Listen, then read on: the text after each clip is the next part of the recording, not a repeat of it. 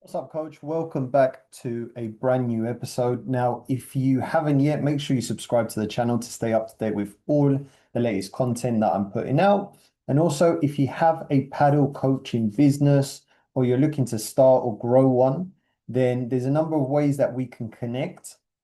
The best way to do that is visit the description below this video. There's going to be a number of ways that you can get in contact with me. And through there, we can then get on a Zoom call together where I can learn a little bit more about where you currently are with your paddle business, where you want to get to, and I can show you some action steps to take this week that will help you to go in the direction that you want with your paddle business. So in this video, I'm going to be answering something that a lot of paddle coaches ask.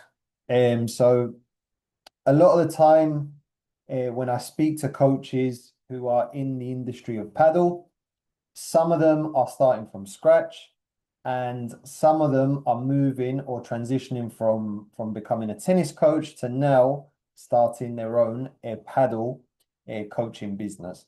So a lot of them ask me, Leo, how can I find clients for my paddle lessons? Okay. Now, something at the moment in which is happening worldwide is the sport of paddle is growing. Okay. The sport of paddle is growing. It's not as developed as other sports, but the interest is slowly becoming real, and there are multiple programs that are launching in certain countries, right? So what I'm going to share with you today are three very simple ways that you can find clients in the local market you're in, okay? So the first one, if you have a look at the screen in front, okay, I broke this down into a PDF. Right, the first one is convert players from other racket sports. Okay, so as I mentioned, the sport of paddle is a fast and growing sport worldwide. There are specific markets throughout the world where people know a lot more about the sport. And then there are going to be other markets where people are getting to now know what the sport of paddle is. Okay, but a massive opportunity that I see to get more clients for your paddle lessons is start targeting players and people who already play other racket type sports. So this could be tennis, this could be squash, this could be badminton, right? They're going to be the easiest ones to convert into your paddle coaching business. Okay. Now, reason why it works is these players already have technique, they already have coordination, and they already have an interest in playing racket sports. So the transition from either tennis, squash, or badminton into paddle is going to be quite a simple one, in the sense that it's a sport that they are familiar with because certain technique, certain aspects of tennis, squash, or badminton can be then moved into the sport of paddle as well.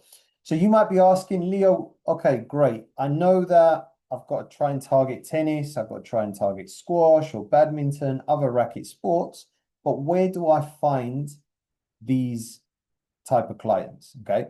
Now I've made a little list here. So a number of ways that you can find them are local clubs, amateur leagues, Facebook groups is a good one, and then WhatsApp communities.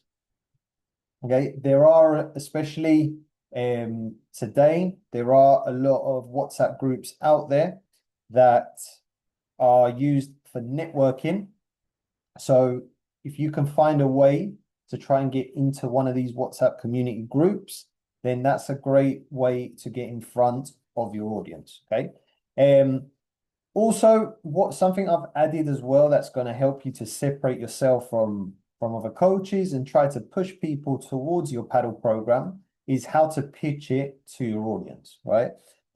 Just always make sure that you emphasize that paddle is a lot easier, it's a lot more social, and then offer a free or discounted intro session for anyone that's already within the sports that I talked about and trying to get people from those sports to play paddle as an extra. Okay.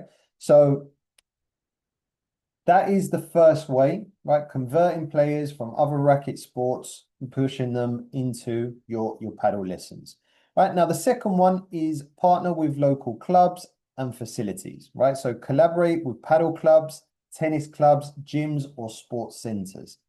Now, at the moment, because in certain markets across the world, paddle is starting to be introduced, and there's a lot of facilities across the world at the moment where they're starting to build paddle courts into local sports centers. So that would be a fantastic way if you can build a connection with a local sports center who has paddle facilities, right?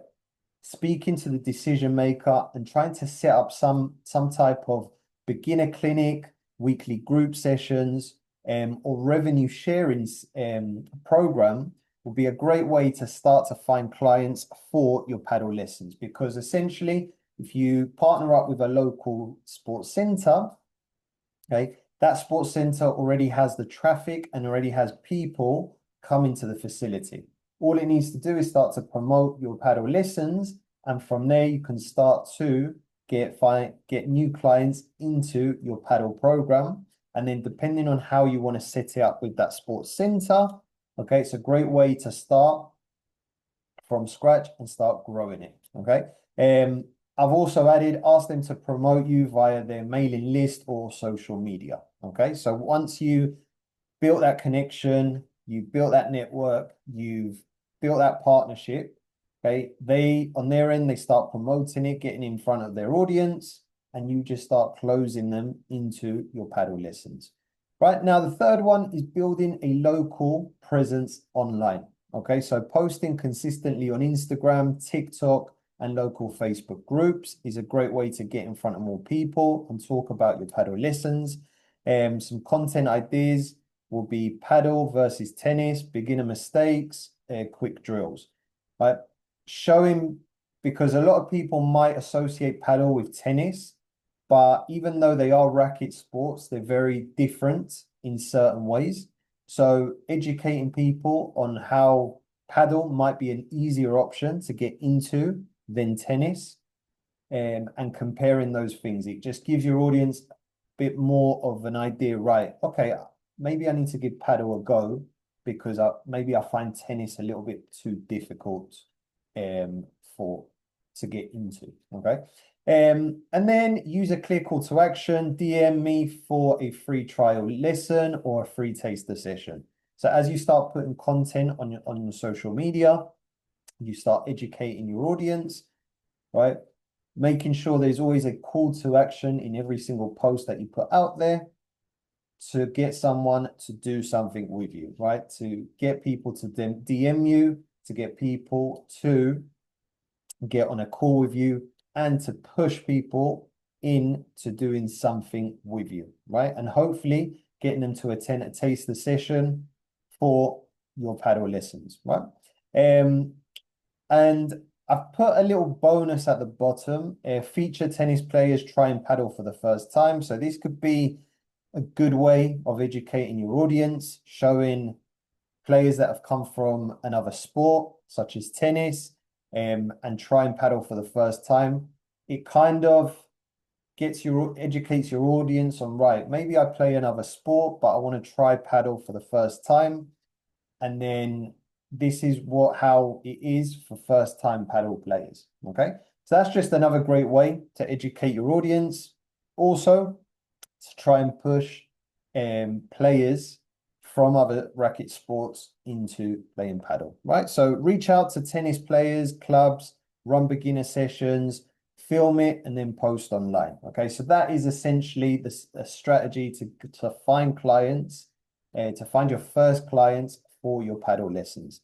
Okay, coach. So if you need more help with anything that I've shared here today on this video, visit the description below this video. That's the best place you and me can connect over a free 15-minute call. You'll find my contact number, and also you'll find my email address below this video. Send me a message. We can connect over a Zoom call. I can see exactly where you are with your paddle business, and I can show you some action steps to take this week to grow and scale what you're currently doing. Okay, thank you for watching, and I'll see you on the next video.